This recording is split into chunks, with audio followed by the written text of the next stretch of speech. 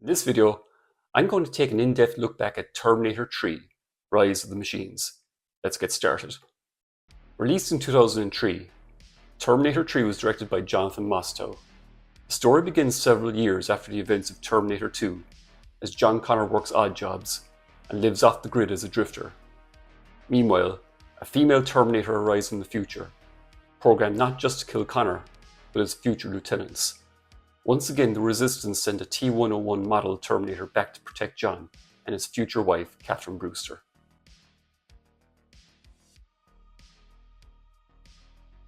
The development of Terminator 3 is one of the longest in Hollywood history, which dragged on for 12 years, with the rights to the franchise going through different studios, and for the first time in the history of the franchise, wrote series creator James Cameron. Following the release of Terminator 2, Cameron said that he had written the film as a complete ending to the story, which left no options for further sequels. However, Mario Kassar, the founder of Carolco Pictures, which had financed T2, had plans to make T3.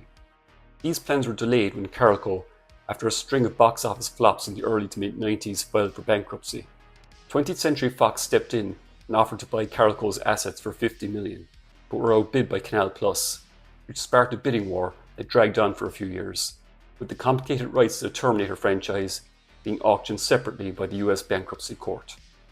Although Cameron was invited to direct a third Terminator film, by 1997 he was busy working on his epic Titanic and declined the offer. By 1999, Mario Kassar had founded a new company called C2 Pictures and partnered with German company VCL to co-finance at least 2 Terminator sequels. This plan was later dropped, however, due to the increasing budgets and in case Terminator 3 was not a success. With Cameron no longer involved, other directors such as Ridley Scott, David Fincher and Roland Emmerich were considered. However, both Kassar and Schwarzenegger had been impressed by director Jonathan Mostow's low-budget thriller Breakdown, a movie well worth checking out by the way, and offered him the chance to direct Terminator 3, which he accepted. Mostow brought his old college roommates John Brancato and Michael Ferris to rewrite the original script by Teddy Serafian. The only idea that they kept from the original script was the concept of a female Terminator. Schwarzenegger signed up to star in the film for a record $30 million, but Linda Hamilton would not return as Sarah Connor. Edward Furlong agreed to return as John Connor, but was ultimately dropped from the movie due to his substance abuse problems. Nick Stahl was hired to play John Connor instead. For the role of Catherine Brewster, John Connor's future wife, Mostow chose actress Claire Danes, who initially turned the part down, and Sophia Bush was cast instead. During filming, however, Mostow felt she just wasn't suited to the part, and after offering the part to Danes again a month into shooting, she finally accepted the role. The most crucial piece of casting, of course, was the role of the film's villain, the TX, the first female Terminator to appear in the series. Approximately 10,000 women auditioned for the role, with the likes of Famke Janssen and Carrie-Anne Moss reported as frontrunners. However, the role eventually went to the relatively unknown former model Kristanna Loken. Loken underwent 6 weeks of training, involving weights, fighting, and weapons. She also undertook Krav Maga and gained 14 pounds of muscle. In addition, Loken took a mime movement class to perfect her character's robotic movements. Schwarzenegger himself, who was in his mid-50s at the time, felt it was highly important to be at the same level of physical fitness as he was in T2. While he always exercised daily, he pushed himself even harder during his training in pre-production, as he didn't want to be digitized by computers. How am I going to get back into that shape? So I had to train hard again, 2-3 hours a day with weight training, doing weight training and going on a good diet and all those kind of things, because I knew that people are going to sit there and they're going to do exactly saying, hey, is he in the same shape as he was the last time? I wanted to make sure that I am in the same shape.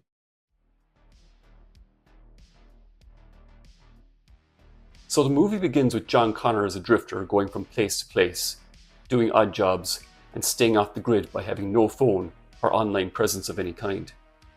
The film seems to take place in the then current day of 2003. Judgment Day, which was supposed to occur in 1997, was avoided. But in the voiceover, Connor can't help but feel that he isn't safe and that he's still being targeted by Skynet, a sentient AI. In the voiceover, Connor says that the machines came after him when he was 13 years old, which is inaccurate.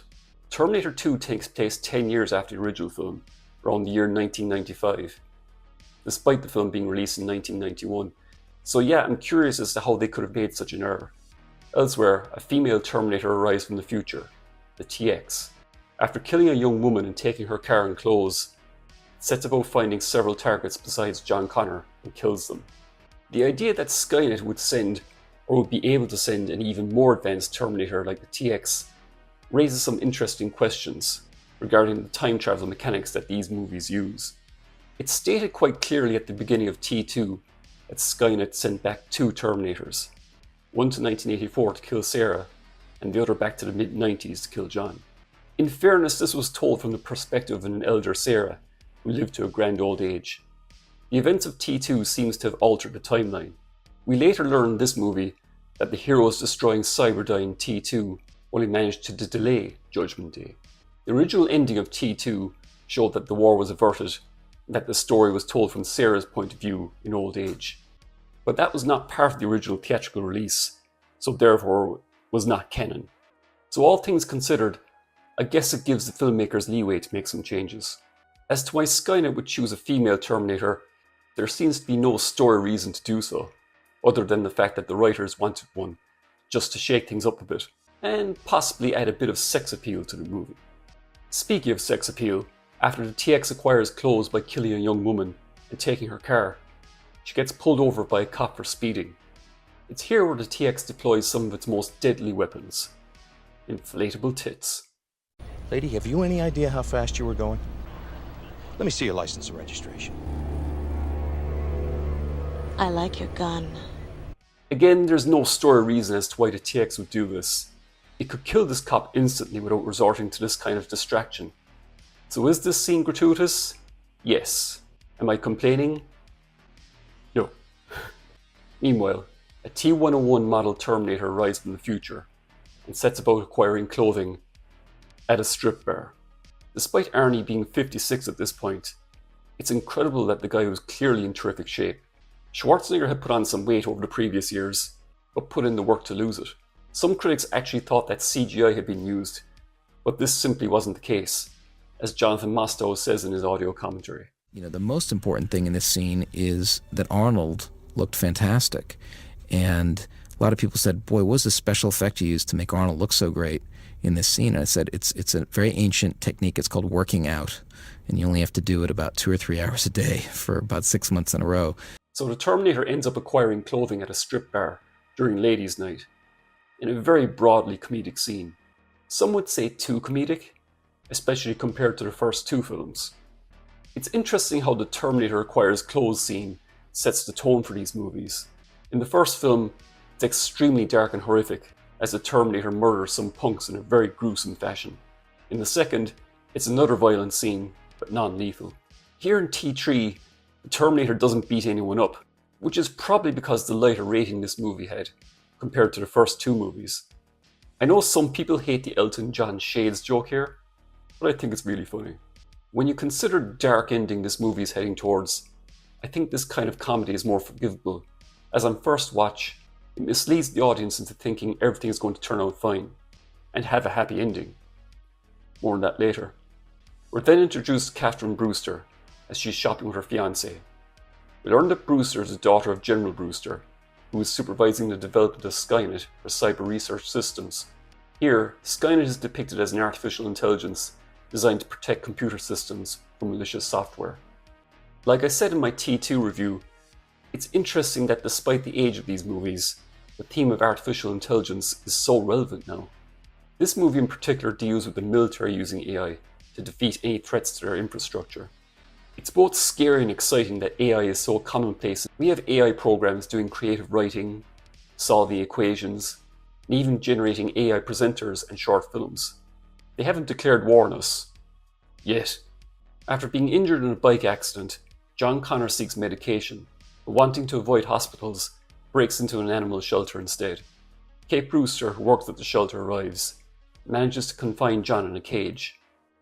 However, it turns out the pair are old schoolmates, and she questions where John has been all this time. The revelation that John and Kate just happen to know each other may seem a little bit contrived and convenient, just to move the plot along. But I think it's here where this particular movie deals with the concept of destiny as opposed to the theme of fate in the first two movies. All of a sudden, the TX arrives, killing a woman at the shelter after mistaking her for Kate. The TX analyzes blood belonging to Connor at the scene and realizes that its primary target is close by. There are some really odd creative choices regarding the behavior of the TX in this film. It's basically a machine with a human appearance, but the scene where it tastes blood to identify its target makes it seem like it acts more human than it should. When it discovers that its main target, John Connor, is close by, it has this almost orgasmic response on its face. It's really weird. Weird. Kate makes a run for it, but is caught by the TX, who demands to know the location of Connor. All of a sudden, the Terminator arrives in a pickup truck, ramming the TX into the building. After locking Brewster in a van, it proceeds to get Connor out of the shelter, just as the TX recovers. Terminator orders John to flee in the van, who tries to stop the TX, but ends up being blown through a wall. Did she just shoot him with a phased plasma rifle in the 40-watt range? Hey, just what you see, pal. So one of the biggest action set pieces of the film begins as TX chases Connor in a crane truck, while simultaneously infecting several vehicles with some kind of nanoprobes, which allows it to control them. Terminator takes command of a police cruiser bike and attempts to rescue John. So this is the first major chase scene in the movie, and I think it's absolutely amazing. The concept that the TX can control other machines with nanoprobes is really cool, and it's actually an idea that director Jonathan Mostow had for another movie, which he never got to make, so I used it here. Again, the TX gives off some smug human responses when it thinks it's gotten the upper hand over Terminator. I've actually seen a fan edit of this movie online, which eliminates these kind of shots, and it makes the TX seem more robotic, as it should be really. Overall, the whole scene is very reminiscent of the truck chase in T2, but I honestly think it's almost as good. So after Terminator rescues John, it informs him that Judgment Day has only been delayed, and that it's inevitable. It also informs him that the TX is not only here to kill John, but his future lieutenants, which includes Kate. The idea that the Terminator is an obsolete design compared to the TX is a case of art imitating life. Many thought that Arnold at the age of 56 was getting a bit too old to portray a supposedly ageless machine, so I think it was clever of the filmmakers to actually make this part of the story.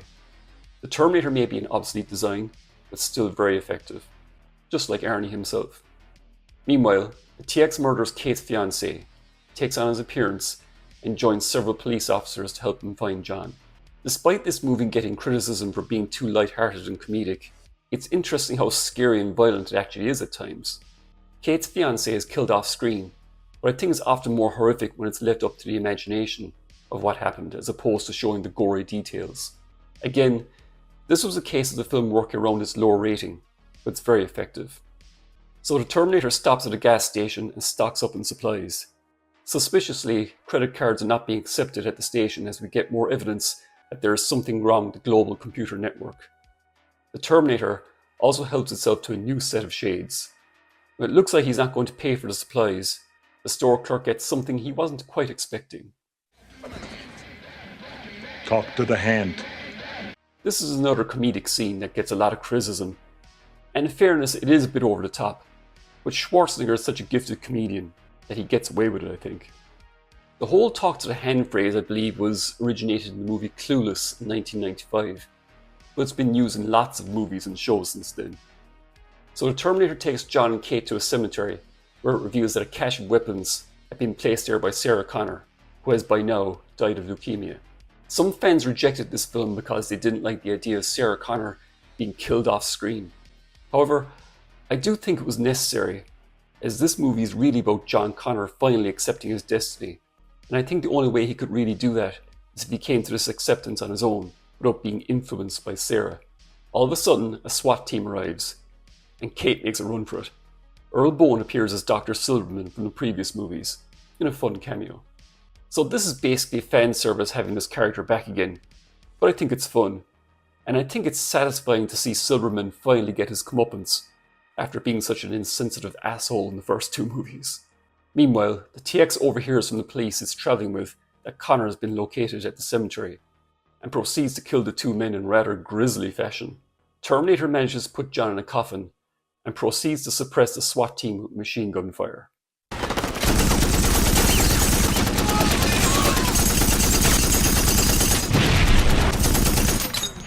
As Kate flees the carnage, TX arrives, which subsequently changes back into its original form. Terminator and John arrive just in time to save her, and another big chase begins as the group flee in a hearse, with the TX in pursuit. I have to say at this point that I think it was clever that the filmmakers chose to clothe the TX in red leather rather than black, as at this point in the early noughties, the style of cool characters wearing dark leather had been overused in the likes of The Matrix, Blade and Underworld. It makes the TX more distinct and contrasting to the Terminator. So after escaping the TX, the group find an abandoned caravan and rest for a minute, while the Terminator sets about preparing their weapons and supplies. It informs Kate that her father is another target of the TX, and makes a shocking revelation. After the nuclear war, you both will leave. Nuclear war? The reveal at this point in the film, that Judgment Day is only hours away from happening, really raises the stakes of the movie, and adds a lot of tension. I don't think anybody watching this for the first time back in 2003 actually thought the movie was going to end the way it did, however. Surely there was no way our heroes were going to lose, right? The Terminator informs them that its mission is to make sure that they survive the imminent Holocaust. But after John threatens to commit suicide, he and Kate convince Terminator to rescue General Brewster and try to stop Judgment Day from happening. So the group head off in their caravan towards CRS to rescue Kate's dad and stop Skynet from taking control. It's here where we see John and Kate begin to bond, and it's also where the pair discover why this particular model Terminator was chosen for this mission. John Connor was terminated on July 4th, 2032. I was selected for the emotional attachment he felt towards my model number. What? What are you saying? I killed you. The idea that this particular Terminator actually killed John in the future is an interesting concept and really dark. So when people criticize this movie for being too campy and silly, I really do wonder what movie they were actually watching. Meanwhile at CRX, the situation regarding the computer virus that is threatening the infrastructure of the United States is getting worse, and General Brewster gives the order to use Skynet to stop the attack. However, after initiating Skynet, the TX appears, shoots General Brewster, and all the machines in the facility attack everyone. Okay, so this is by far the biggest plot hole of the movie. Just how did Kate, John and Terminator just stroll into this top secret facility like this? It's completely ridiculous. I understand that Kate is General Brewster's daughter and probably had clearance, but how did she get the Terminator past security? Well, I guess I can let you and your young friend in, but I'm not too sure about the big fella with the gun. So after the group informed General Brewster that Skynet is the virus, they retrieve shutdown codes from his office and coordinates to Crystal Peak, a facility they're told is where the mainframe of Skynet is located. Brewster dies, and as the group leave, the TX arrives. Terminator tells John and Kate to go, while the two cyborgs start to dance with each other. Just kidding, that was just an outtake. Terminator tells John and Kate to go, while the two cyborgs battle each other. So the big battle between the two Terminators is what the film has been building towards, and it's extremely well done. In Mostow's audio commentary, he explains that he originally set it in a lab, but changed it to a bathroom as it was more relatable. We all know what the weight of porcelain is like, and makes the fight more visceral. Anyway, John and Kate make it to an airplane hangar and prep for takeoff, but the Terminator appears, now infected with TX nanobots, warns them to leave without him before it kills them. John and Kate arrive at Crystal Peak, which seems to be abandoned, and use General Brewster's codes to open it up. All of a sudden, the TX arrives by crashing a helicopter into the facility, and is about to kill the pair until Terminator arrives in an even bigger helicopter, crashing into the TX. I'm back. So Arnold doesn't quite get to say his classic one-liner, but a variation of it. It just wouldn't be a Terminator movie if he didn't.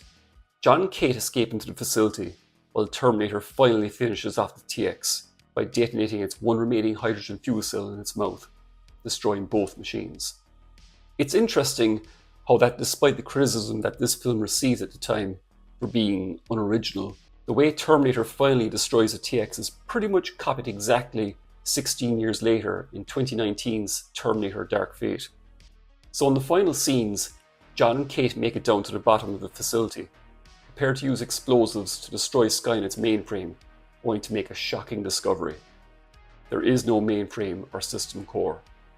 The facility is a fallout shelter for VIPs. John and Kate realise there is no stopping Skynet taking over, and listen helplessly over the radio as Skynet launches nuclear missiles, triggering a global holocaust. So this has to be one of the darkest endings to any major summer blockbuster movie in decades.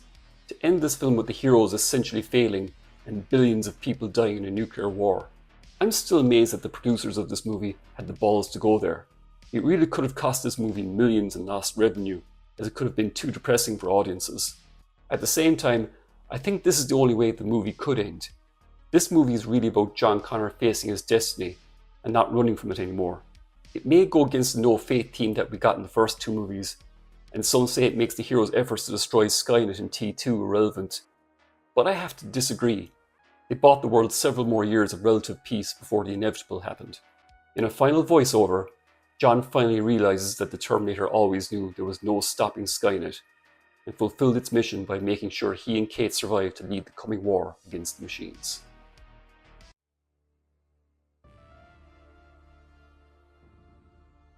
On its release in summer 2003, Terminator 3 was met with a mixed to positive reaction from fans and critics. While many thought that the action and effects sequences were extremely well done, many felt that the overall plot was basically a rerun of T2. However, the film performed strongly at the box office, grossing $433 million on a $187 million budget. I haven't seen this movie in quite a few years, and I have to say that after my recent rewatch, I was surprised by how much I enjoyed it. I always thought it was a good film, even though it doesn't quite reach the heights of the first two classic films. But let's face it, that was always going to be a tall order. Despite the criticism that the movie has received for having too much campy humour, there's nothing here that's any bit more silly or over the top than some of the jokes in T2. Okay, maybe the Elton John sunglasses were a bit much, but I thought it was funny. Despite that, the threat from the TX is always constant, and even though the movie has a lighter rating than the first two films, the film is still extremely violent in places, with some truly gruesome deaths at the hands of the TX. The action is very solid, and so is Mostow's direction, with the film having a quick pace and coming in at a tight runtime of just under 100 minutes.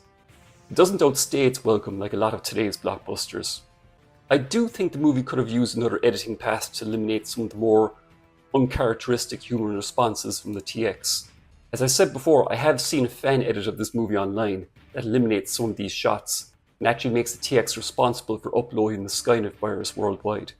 Terminator 3 is far from the best film in the series, but it's not the worst either. That would come later, unfortunately. But it would be 6 years before we got an almost Schwarzenegger-less continuation in 2009's Terminator Salvation. And that's the movie I'll be taking a look at next time in this series. Thanks so much for watching this video. If you enjoyed it, then please give it a like. Consider subscribing if you haven't done so already. Share it with your friends. Click the bell for notifications. And let me know in the comments, what did you think of Terminator 3? Do you think it's the worst or best in the series? I hope you all look after yourselves, and I'll see you all in my next video. Bye for now.